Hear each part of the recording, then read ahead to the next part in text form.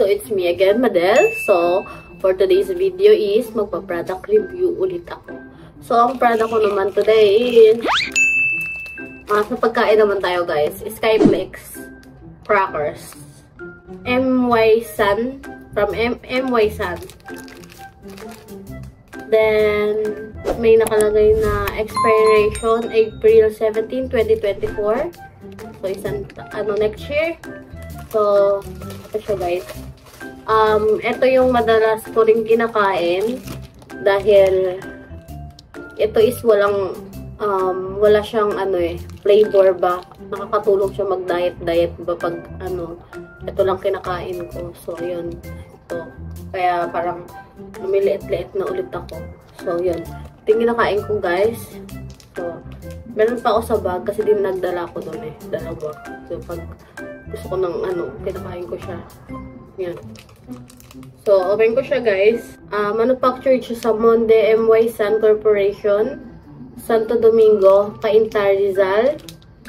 Distributed by Monde Nissan Corporation, Felix Reyes, Balibago, City of Santa Rosa, Laguna. Nutrition fact, serving size 25 gram, 3 crackers. No of servings per counter 1. May nakalagay pa ng percent RENI values are based on FNRI, reference male adult requirement of 19 to 29 years old. So, ang calories niya is 125, 5%, calories from fat, 46, total fat, 5, saturated fat, 4, trans fat, 0, cholesterol 0, sodium 112, dietary fiber 1, sugar 2, protein 3 to 4%, vitamin A, vitamin C, calcium, iron. So ang dami niyang diba? Kaya goods na good siya, diba? Nakakatulong din siya makakapagpapayat ng mga walang lasang food. So ayan siya guys, tikman ko na. Hinihirapan ako sa sisipon ko guys. Tikman ko na. Swak na swak siya kapag nasa biyahe-biyahe ka, ganon. Pag wala ka pang kain na gutom ka. Ito yung mga dala mo, may ganito ka. So, kainin mo lang, ganon. Wala siyang lasa guys, pero masarap naman siya. Pero alam mo yun, parang normal lang, hindi tulad na pag may mga flavor ba. Yun. So, sarap. Saka gusto ko dito guys, yung parang medyo masunog-sunog, ganun.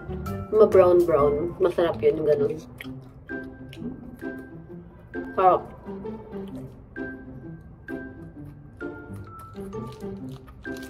Favorite ko rin to, pero may ipapaproduct review pa ako na mas favorite ko. Yung date ko dito guys, 10/10. Kung gusto nyo yung parang baon-baon lang pagkain, or kung sobrang taba nyo na parang hirap na kayo,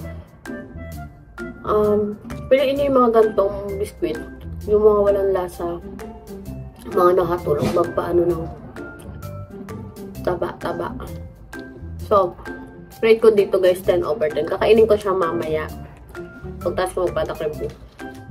Tutuloy ko mga kain, sayang kasi siyempre binuksan ko na. So, yun lang guys. So, buti meron pa ako nito. So, pwede siyang sabay sa ganito. Ang rate ko dyan is 10/10. So, yun lang guys. Thank you for watching.